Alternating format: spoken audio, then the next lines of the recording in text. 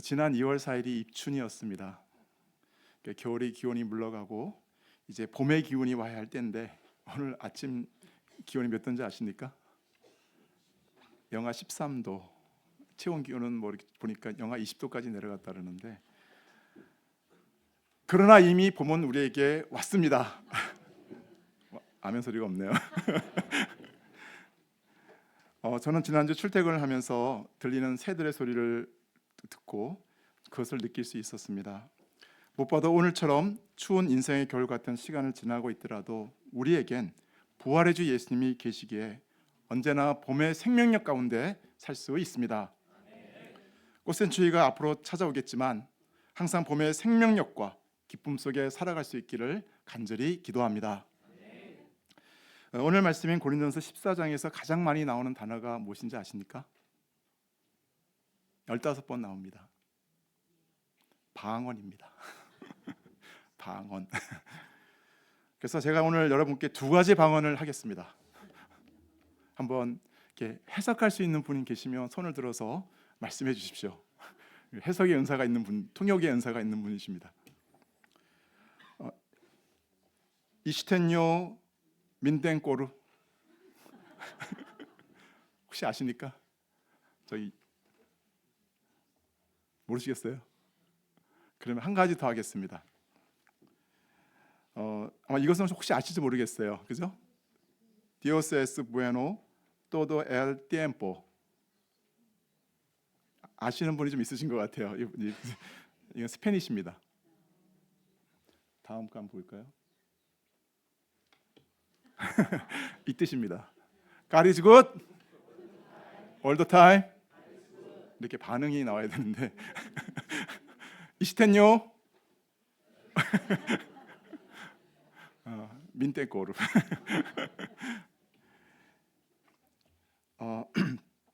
만약 제가 주일 예배 자리에서 갑자기 헝가리어로 또는 스페인어로 설교를 한다면 할 수도 없겠지만 여러분 이해하실 수 있겠습니까? 사실 우리에게는 영어로만 말해도 그 뜻을 정확히 파악하기가 참 어렵습니다. 왜 그렇습니까? 그것은 알아들을 수 있는 말로 전해질 때에만 비로소 그 말씀이 마음에 들어오고 그 말씀 속에서 지금 하나님께서 내게 원하시는 것이 무엇인지 깨닫고 정확하게 반응할 수 있기 때문입니다. 바로 여기에 고린도전서 14장이 우리에게 던지는 질문이 있습니다.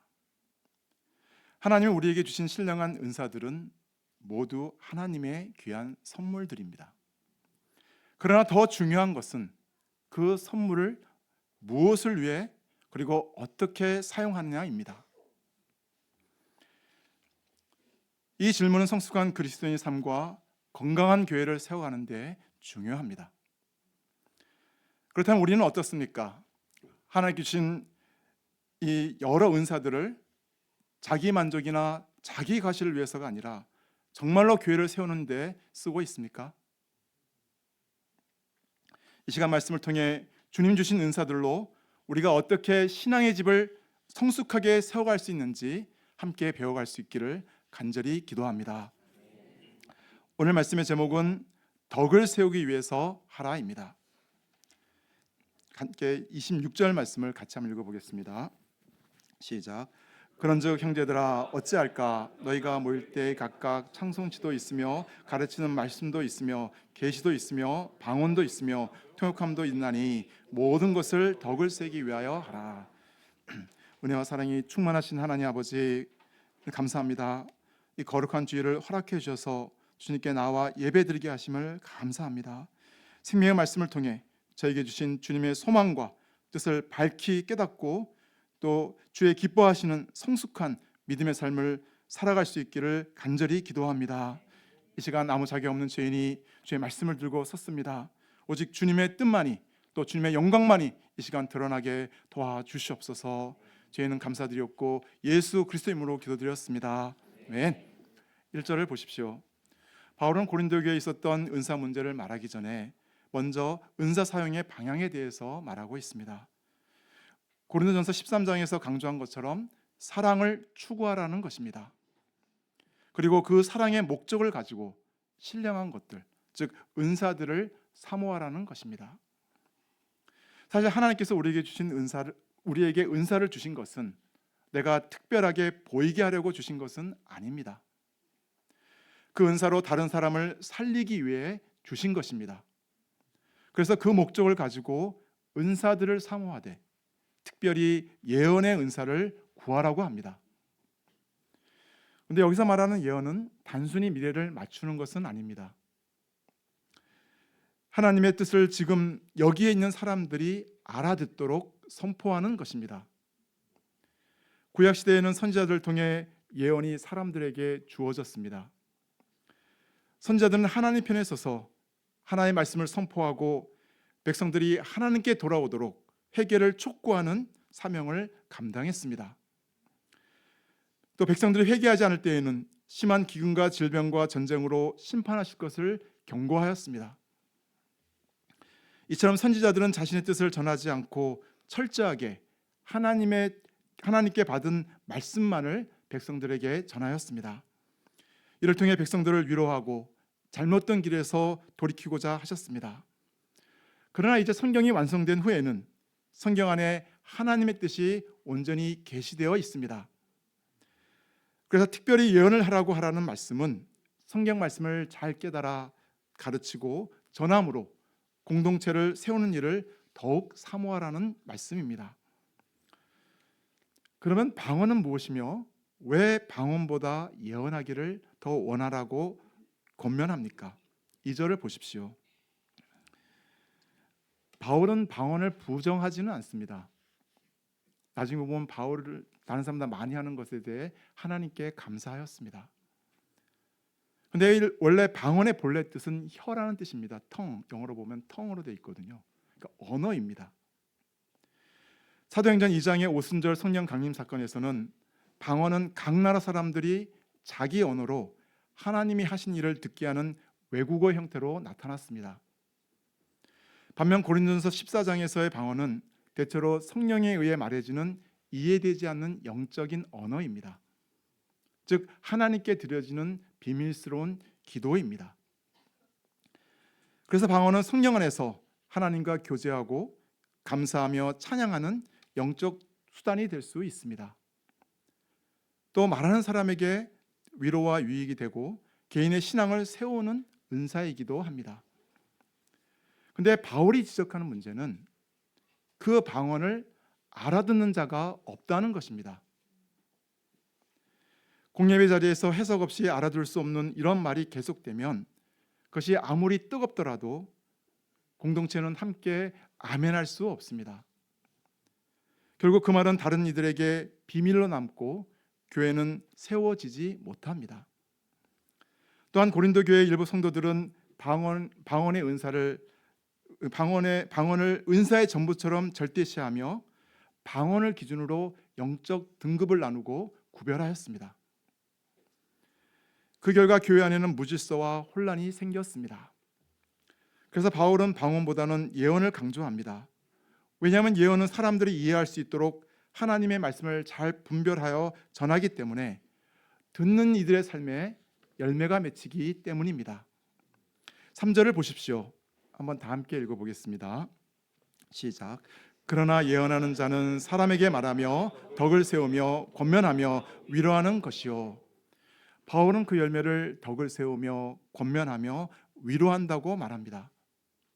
여기서 덕을 세운다는 말은 사람이 좋고 관대하다는 식의 단순한 도덕적인 성품을 의미하지 않습니다. 헬라 원어의 의미는 집을 짓다, 건물을 세우다라는 뜻입니다. 즉 예언은 말씀과 기도로 교회 공동체를 하나님의 집으로 견고히 세워가는 은사입니다. 무너진 믿음이 다시 일어서고 잘못된 길에서 돌이키며 낙심한 영혼이 위로를 받아 소망을 붙드는 열매가 그 가운데서 자라납니다. 그러므로 바울이 말하는 우선순위는 분명합니다. 우리 4절 5절 말씀도 한번 같이 읽어보겠습니다. 시작. 방언을 말하는 자는 자기의 덕을 세우고 예언하는 자는 교회의 덕을 세우나니 나는 너희가 다 방언 말하기를 원하나 특별히 예언하기를 원하노라. 만일 방언을 말하는 자가 통역하여 교회의 덕을 세우지 아니하면 예언하는 자만 못하니라. 예배에서 중요한 것은 얼마나 신비로운가가 아니라 교회를 얼마나 세운가입니다. 방언은 개인의 은사로 마땅히 존중되어야 합니다.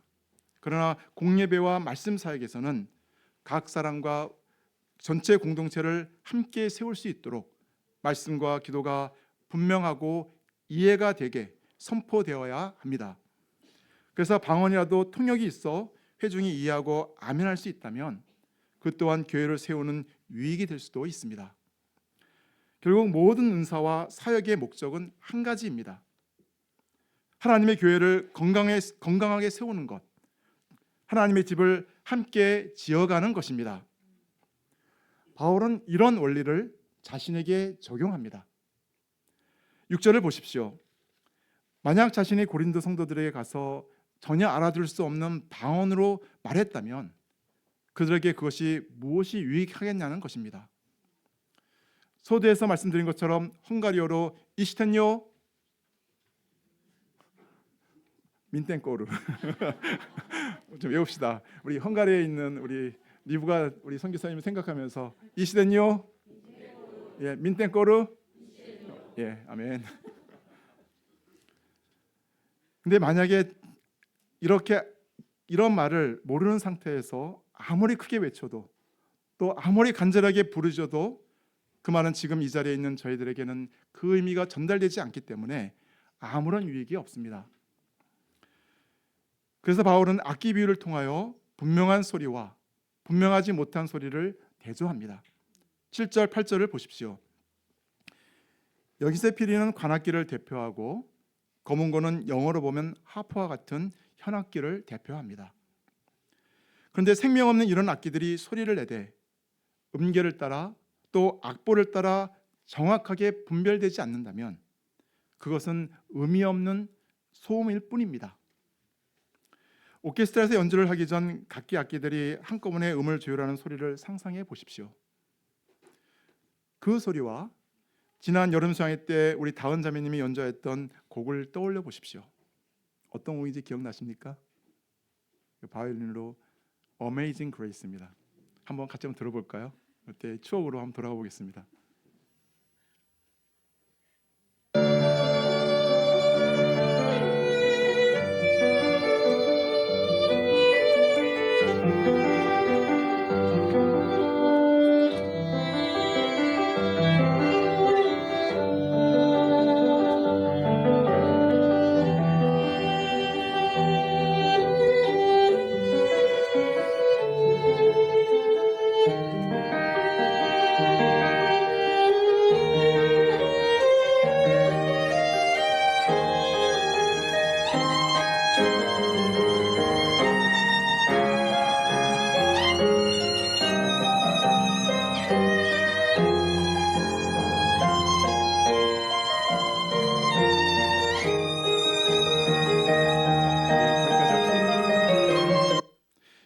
어떻습니까?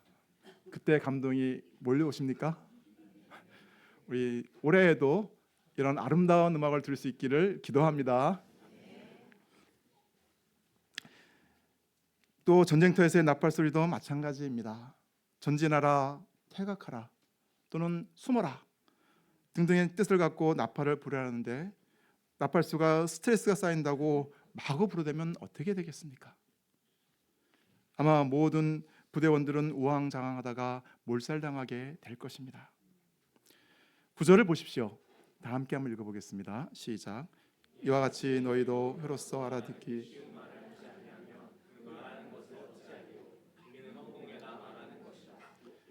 바울의 결론이 무엇입니까? 알아들 수 없는 말은 공동체를 세우는데 아무런 유익이 없다는 것입니다. 아무리 열심히 말해도 알아들 수 없다면 그 말은 결국 허공에 흩어지는 말이 되고 맙니다. 우리 기도도 마찬가지입니다. 알아듣긴 쉬운 말로 들어지지 않는다면 누군가에게는 허공 기도처럼 들릴 것입니다. 말씀도 그렇습니다. 알아듣기 쉬운 말로 전해지지 않는 그 메시지는 결국 허공 메시지가 되고 말 것입니다. 그래서 찬송가 205장 2절은 이렇게 고백합니다. 잘 알아듣기 쉽게 늘 말해 주시오. 날 구속하신 사랑 또 들려주시오. 생명의 복음은 하나님께서 누구나 쉽게 알아듣도록 우리에게 주신 말씀입니다. 요한복음 3장 16절입니다. 하나님이 세상을 이처럼 사랑하사 독생자를 주셨으니 이는 그를 믿는 자마다 멸망하지 않고 영생을 얻게 하려 하심이니라. 이와 같이 복음은 어려운 철학이 아닙니다. 우리를 향한 하나님의 사랑입니다. 구원의 좋은 소식입니다. 하나님의 아들을 믿는 자마다 영생을 얻는다는 가장 분명하고 가장 따뜻한 초대입니다. 그런데 이토록 쉽고 귀한 복음 진리를 분명하게 전하기만 한다면 되는데, 우리가 괜히 어려운 말로 치장하다 보면 어느 순간 서로가 서로에게 외국인이 되고 맙니다. 제가 의대 다닐 때 떠올리면 어느 양리학과 교수님이 생각이 납니다. 아마 그 당시 공부했던 여기 계신 분들은 아마 될 텐데, 그분의 강의록은 암호였습니다. 또 강의는 그것을 설명해 주는 시간인데 정작 해독할 수 있는 키가 없는 느낌이었습니다. 열심히 듣긴 들어도 머릿속에는 뭔가 중요한 것 같은데 라는 느낌은 있지만 정작 핵심은 허공을 치는 그런 소리가 되었습니다. 사실 바울이 말하는 허공에다 말하는 것이 딱 그런 모습이 아닐까 생각해 봅니다.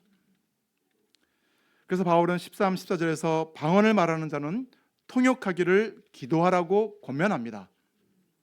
통역되지 않는 방언은 영은 기도하지만 마음은 열매를 맺지 못하기 때문입니다.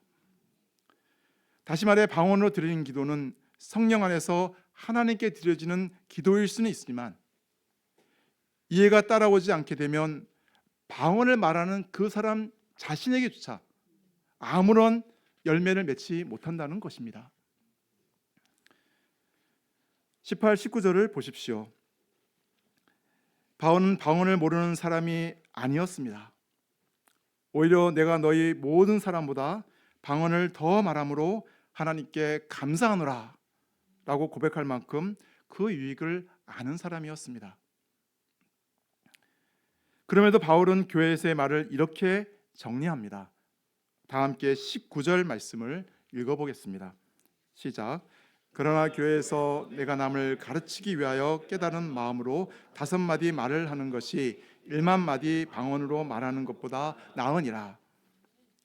교회에서의 말은 5마디의 말이라 할지라도 나의 영적 은사들을 자랑하는 말이 아니라 다른 사람을 가르치고 세우는 말이어야 한다는 것입니다.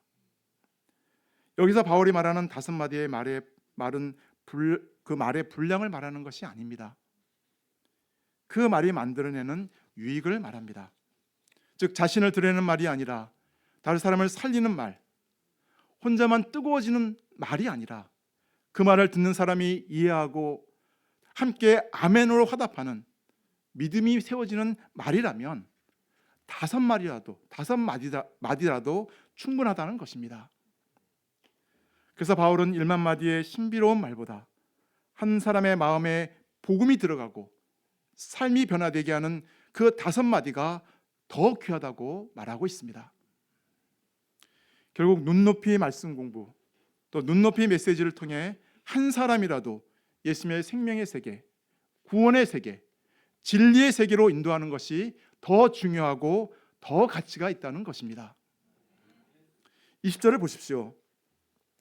바울은 지금 고린도 교회의 모습을 보며 이렇게 말합니다. 우리 한번 현대어 성경으로 다 함께 한번 읽어보겠습니다. 시작. 사랑하는 형제들이며 생각하는 데는 제가 읽겠습니다. 놔주세요 그냥. 사랑하는 형제들이여 생각하는 데는 어린아이가 되어서는 안 됩니다. 악한 일을 계획하는 데는 어린아이가 되고 생각하는 데는 장성한 어른이 되십시오. 신앙이 어린아이 수준에 머물러서는 안 된다는 것입니다. 어린아이들은 조금만 잘해도 크게 자랑합니다. 심지어 밥만 빨리 먹어도 내가 1등 하면서 뽐을 냅니다. 또 늦게 먹는 아이를 은근히 무시하기도 합니다. 바울은 말합니다. 교회가 그런 철부지들의 경쟁의 자리가 되어서는 안 된다는 것입니다. 방언의 은사를 조금 받았다고 마치 자신이 천상의 비밀을 다 깨달은 사람처럼 우쭐대며 다른 이를 평가하고 무시하는 태도를 버리라는 것입니다. 대신 바울은 분명하게 말합니다. 생각하는 데는 장성한 어른이 되십시오. 즉, 내 은사가 얼마나 대단해 보이는가가 아니라 이 말과 행동이 누군가를 세우는지, 또 공동체를 살리는지, 다른 사람이 아멘할 수 있게 만드는지 깊이 생각하라는 것입니다. 남을 배려하고 교회를 세우는 방향으로 판단하고 말하는 사람이 되라는 것입니다. 이것이 바로 장성한 자의 지혜요 분별력입니다.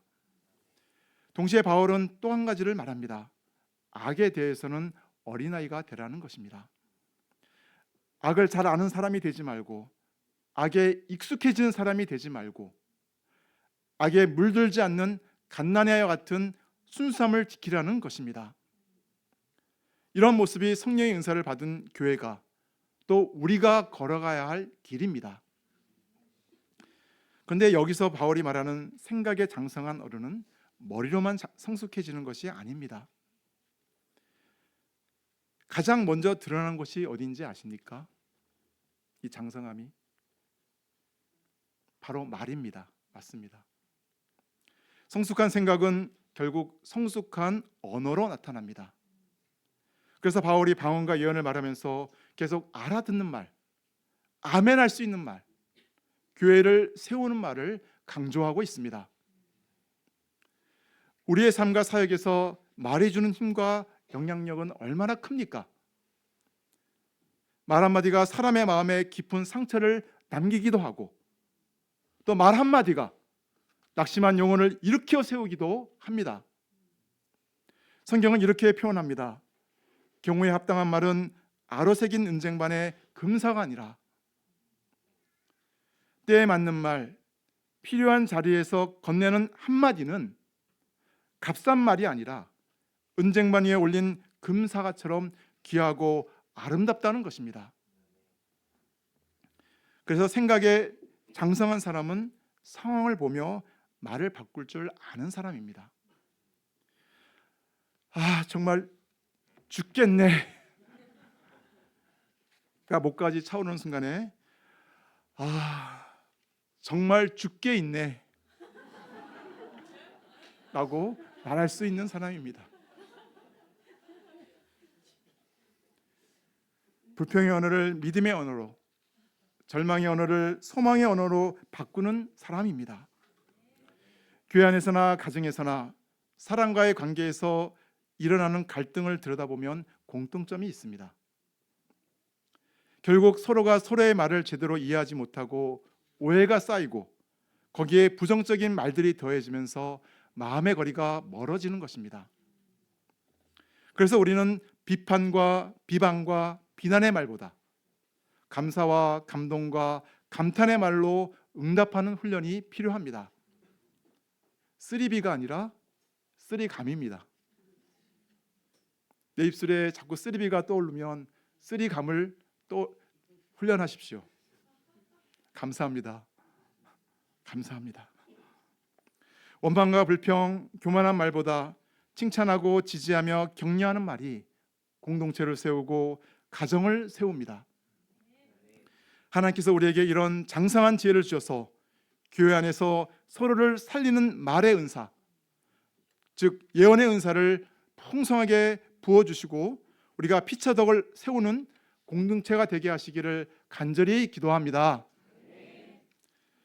근데 바울은 여기서 한 걸음 더 나아갑니다. 말을 알아듣게 하라는 권면을 넘어서 말을 알아듣지 못하는 말이 어떤 의미를 가지는지 이사야 28장 11, 12절을 통해서 설명하고 있습니다. 21절을 보십시오. 한번 다 함께 읽어볼까요?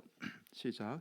율법에 기록된 바 주께서 이르시되 내가 다른 방언을 말하는 자와 다른 입술로 이 백성에 말할지라도 그들이 여전히 듣지 아니하리라 하였으니, 구약시대 하나님께서는 선지자를 통해 이스라엘 백성들에게 그들이 알아들을 수 있는 예언의 말로 끊임없이 회개를 촉구하셨습니다. 그러나 백성들은 마음이 완악하여 하나님 말씀을 거부하였습니다. 그 결과 하나님께서는 그들이 알아듣지 못하는 언어, 곧 아스르의 말로 그들에게 말씀하십니다. 너희가 알아듣는 말로는 듣지 않으니 이제는 알아듣지는 못하는 말로 너의 완악함을 드러내고 내가 심판하겠다. 그래서 바울은 이 구약적 배경을 들어 22절에서 이렇게 결론을 내립니다. 그러므로 방언은 믿는 자들을 위하지 아니하고 믿지 아니하는 자들을 위하는 표적이나 예언은 믿지 아니하는 자들을 위하지 않고 믿는 자들을 위함이니라. 여기서 말하는 표적은 방언이 어떤 구원을 이루는 수단이나 더 높은 은사가 아니라는 것입니다. 도리어 하나님을 불신하는 자들에게 하나님의 계획과 심판이 있음을 드러내는 사인이라는 것입니다. 반면에 예언은 믿는 자들을 위한 것입니다. 불순종으로 가득했던 이스라엘 가운데서도 남은 자들은 하나님의 예언의 말씀을 듣고 회개하며 소망을 붙들었습니다. 이와 같이 예언은 하나님의 뜻을 분명히 전하고 회개와 순종으로 이끌며 믿는 자들의 믿음을 세우는 말씀입니다. 바울은 이제 방언과 예언을 단지 원리로만 설명하지 않고 자신의 실제 상황에서 적용을 하고 있습니다. 우리 23, 25절 말씀을 교대로 한번 읽어볼까요? 제가 읽겠습니다. 그러므로 온 교회가 함께 모여 다 방언으로 말하면 알지 못하는 자들이나 믿지 아니하는 자들이 들어와서 너희를 미쳤다 하지 아니하겠느냐?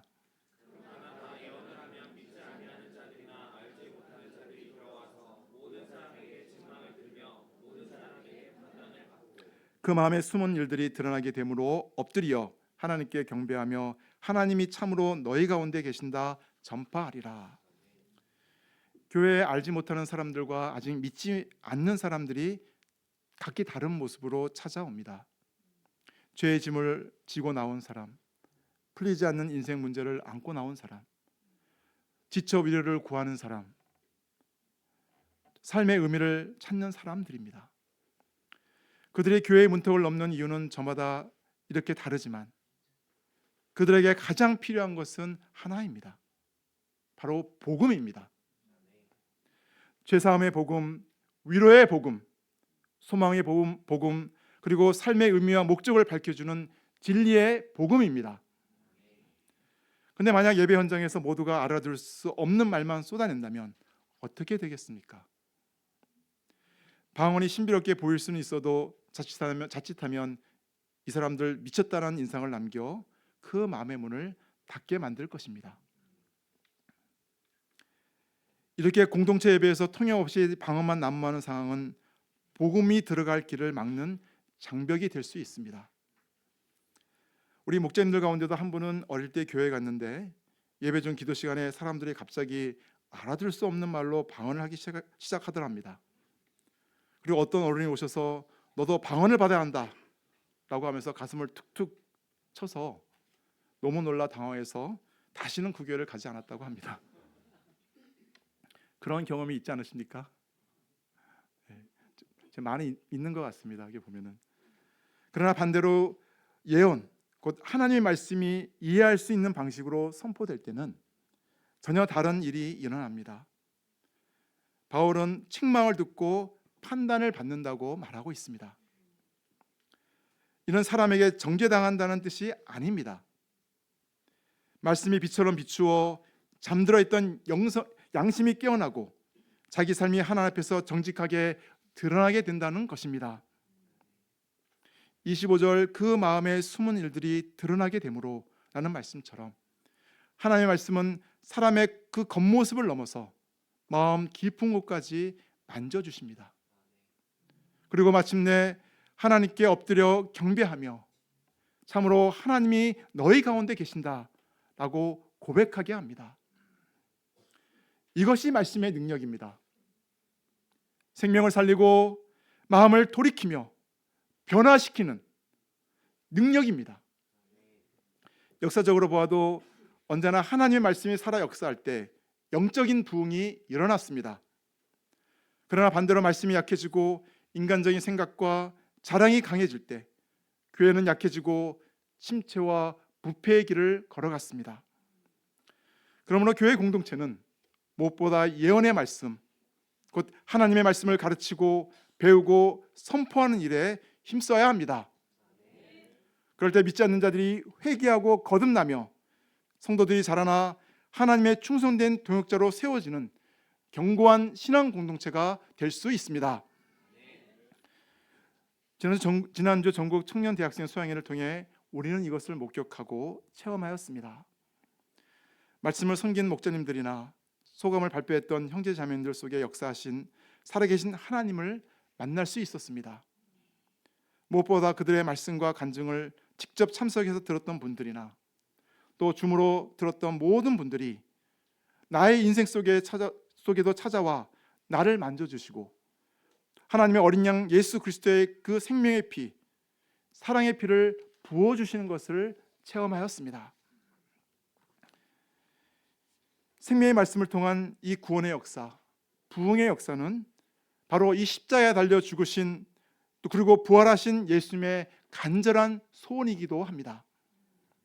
예수님은 부활 승천하시며 제자들에게 너희는 가서 힘써 방언을 전파하라 말씀하지 않으셨습니다. 너희는 온 천하에 다니며 만민에게 복음을 전파하라 지상 대명령을 주셨습니다.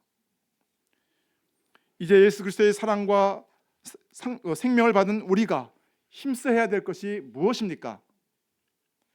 그것은 예수님의 지상 대명령처럼 또 연초 말씀 사도 바울의 내가 이를 때까지 읽는 것과 권하는 것과 가르치는 데 전념하라는 그 권면처럼 예수 그리스도의 피 묻은 생명의 복음을 나의 삶을 통해 나의 입술을 통해 전하는 것입니다. 2026년 새해에는 나로부터 이 생명의 동심원이 나의 입술을 통해 양들에게 또 자녀들에게 또 주위에 있는 사람들에게 퍼져나갈 수 있기를 간절히 기도합니다. 26절을 보십시오. 다 함께 읽어보겠습니다. 시작. 그런즉 형제들아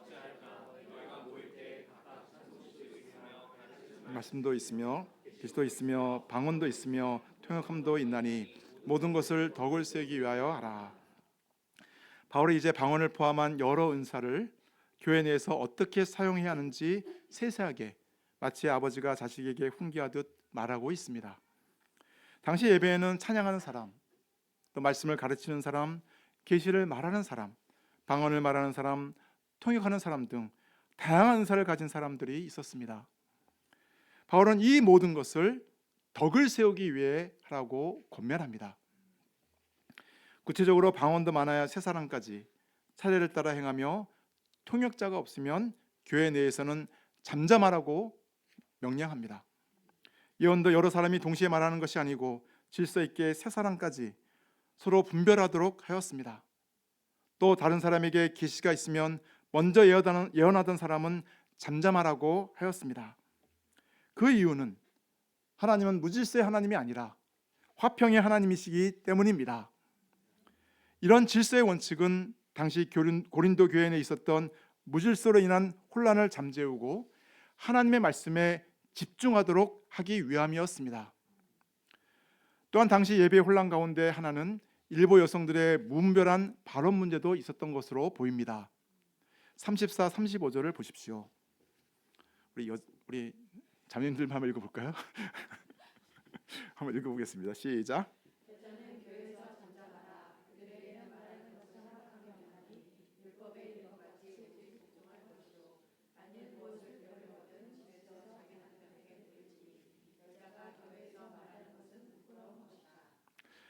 이 말씀을 굉장히 부담스러운 말씀이죠. 네, 근데 지금 속으로 이렇게 반발하시는 분도 아마 계시지 않을까 싶은데 사실 이 말씀을 피상적으로는 보면 마치 사도 바울이 여성들을 무시하거나 비하하는 것처럼 들릴 수도 있습니다. 그러나 바울은 이미 11장에서 예배 중 기도와 예언에 여성의 참여가 있음을 전제하였습니다. 다만 그에 합당한 태도를 가지도록 가르쳤습니다. 또한 갈라디아서 3장 28절에서는 너희는 유대인이나 헬라인이나 종이나 자유인이나 남자나 여자나 다 그리스도 예수 안에서 하나이니라 하고 말하며 그리스도 안에서의 근본적인 동일한 가치를 선포하였습니다. 무엇보다 14장 전체 문맥을 보면 바울의 핵심 관심은 누가 말하느냐보다는 예배가 덕을 세우는 질서 가운데 진행되느냐였습니다. 그러므로 34, 35절은 여성을 무조건 침묵시키려는 보편적인 선언이라기보다는 당시 고린도 교회 예배 현장에서 실제로 발생했던 무질서한 발언들, 즉 예배 중 질문으로 흐름을 끊거나 끼어들거나 논쟁으로 번지게 했던 상황을 바로잡기 위해 주어진 구체적인 목회적 지침으로 이해하는 것이 자연스럽습니다. 즉 바울이 맡고자 한 것은 여성이 아니라 방언이나 예언을 말하는 사람들에게 적용했던 것처럼 예배를 혼란스럽게 하는 무질서였고, 그 목적은 공동체가 함께 말씀을 듣고 아멘으로 화답하며 세워지게 하는 데 있었습니다. 이렇게 덕을 세운다는 말씀의 원어적인 의미처럼 주님이 주신 은사들은 그것이 방언이든 예언이든 계시이든 찬양이든 결국 한 가지 목적으로 향하고 있습니다. 교회 공동체를 하나님의 집으로 견고히 세우는 것입니다. 그러려면 은사를 나를 드러내는 도구로 쓰지 않고 또 나의 생각이나 주장을 주장하지 않고 공동체의 유익을 위해 자신을 비우며 전체의 유익을 구하는 자기 부인의 희생이 필요합니다. 요즘 역주행을 하며 계속 흥행을 이어가고 있는 영화가 하나 있습니다. 많이 보셨죠? 2025년 12월 30일에 개봉한 뒤 연초 아바타와 같은 여러 대작들과 또 스크린 수의 열세 속에서 크게 주목받지 못하다가 최근 관객 100만을 넘긴 영화 신의 악단입니다. 제가 여기서 스포일러 돼도 크게 문제는 없을 것 같습니다. 대부분 다 보셨고 또 이렇게 스포일러가 돼도 다시 봐도 감동인 것 같아서 다시 보고 싶거든요. 지난번에 아직도 하루 4번의 생령이 이루어지고 있습니다. 아직 보지 못하신 분들은 꼭 보시면 좋겠습니다. 강추입니다. 저도 지난 2주 전 청년부 형제자매들과 함께 이 영화를 관람했습니다.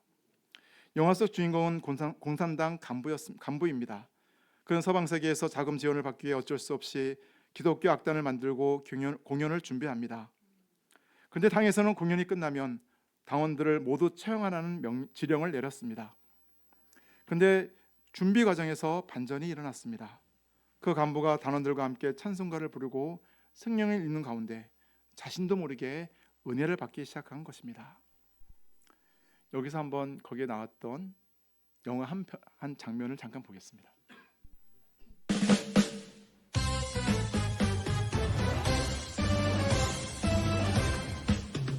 내가 누려왔던 모든 것들이, 내가 지나왔던 모든 시간이, 내가 걸어왔던 모든 순간이 당연한 것 아니라 은혜였어.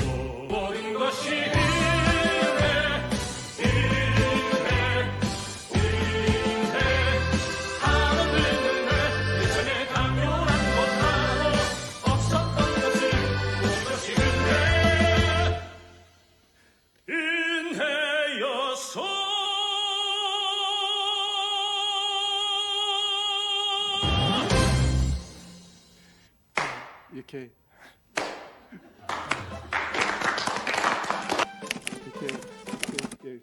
이렇게 가열차게 혁명적으로 저희들도 찬송할 수 있기를 기도합니다.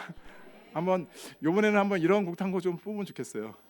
이렇게 한번 곡을 하나 골라가지고 북한식으로 한번 북한 선교의 비전 가운데 한번 가열차고 혁명적으로 뜨겁게 예. 그리고 마침내 공연 날이 다가왔을 때 그는 악단의 모든 사람을 두만강 너머로 피신시키고 자신은 반동군자로 체포되어 사형을 당합니다. 그 마지막 장면이 참 인상적이었습니다. 그는 피 흘리며 죽어가면서도 활짝 웃으며 이렇게 말합니다. 하나님, 저 잘했죠? 젊은 나이에 몽둥이에 맞은 후 총살로 생을 마감하는데 무엇을 잘했다고 말할 수 있겠습니까? 그러나 그의 희생으로 여러 사람이 살아났기 때문에 그는 이 주님 앞에서 잘하지 않았냐 고백하였습니다. 이것이 바로 제자의 삶이고 이것이 공동체의 덕을 세우는 삶입니다. 사람들은 누구나 자기가 영웅이 되고 스타가 되고 싶어 합니다. 자신의 말을 다른 사람들이 듣기를 원합니다. 그러나 그때 공동체 안에서 갈등과 분열이 생깁니다. 고린도 교회의 문제도 바로 이것이었습니다. 내 속에 내가 죽고 예수가 살아야 하는데, 내가 살고 예수가 죽어 있을 때 가정에서도 교회에서도 직장과 학교에서도 많은 문제가 발생하게 됩니다. 그러나 자신을 비우고 다른 사람을 세우려고 할 때, 또 자신의 영광보다 하나님의 영광을 더 드러내고자 할 때 하나님의 교회는 더욱 견고하게 세워질 것입니다. 그리고 더 많은 사람을 살리고 더 많은 영혼을 주께로 인도할 수 있습니다. 이런 인생의 말로 진정으로 값지고 귀한 인생이요, 하나님이 기뻐하시는 공동체가 아니겠습니까? 39절 40절을 보십시오. 다 함께 읽어보겠습니다. 시작. 그런즉 내 형제들아, 예언하기를 사모하며 방언 말하기를 금하지 말라. 모든 것을 품위 있게 하고 질서 있게 하라. 결론적으로 사도 바울은 방언과 예언 모두 중요한 은사이지만 예언이 교회의 덕을 세우기 때문에 더욱 사모하라고 말합니다. 즉 중요한 것은 어떤 은사를 받았느냐가 아니라 주님께서 주신 은사로 교회의 덕을 세우는가 그렇지 않은가입니다. 하나님께서 우리에게 은사를 주신 목적은 이렇게 자기를 자랑하거나 높이기 위한 것이 아니기 때문입니다. 교회 공동체의 유익을 위해서, 서로 돌보기 위해서, 교회를 세우기 위해서입니다. 그리고 이를 위해 모든 것을 품위 있고 질서 있게 해야 합니다. 기독교는 품위와 질서의 종교입니다. 예배에 참석하는 모든 사람이 각자 받은 은사를 품위 있게 또 질서 있게 사용해서 주를 섬기고 다른 사람을 섬길 때 교회는 조화와 평화 가운데 더욱 견고해지고 성장할 것입니다. 이제 우리 민족의 최대 명절인 설이 한 주 앞으로 다가왔습니다. 1월 1일 새로운 마음으로 시작했지만 설을 맞이해 2020년 한 해를 다시 새로운 마음으로 계획하고 준비할 수 있기를 기도합니다. 무엇보다 한 해를 마감할 때, 또 나의 인생을 주님 앞에서 마감할 때 주님, 저 잘했죠? 라고 고백하는 저희들이 될 수 있기를 기도합니다. 기도하고 마치겠습니다. 은혜와 사랑이 충만하신 하나님 아버지, 날마다 주님 안에서 나의 나된 것은 오직 주님의 은혜인 것을 기억하고 주님의 몸된 교회를 세우는 일에 더욱 힘쓰는 삶을 살 수 있기를 간절히 기도합니다. 마지막 날 주님 앞에 선 그날 참 주님 잘했지요 고백하는 저희들이 될 수 있기를 간절히 기도합니다. 주 예수 그리스도 이름으로 기도드렸습니다. 아멘.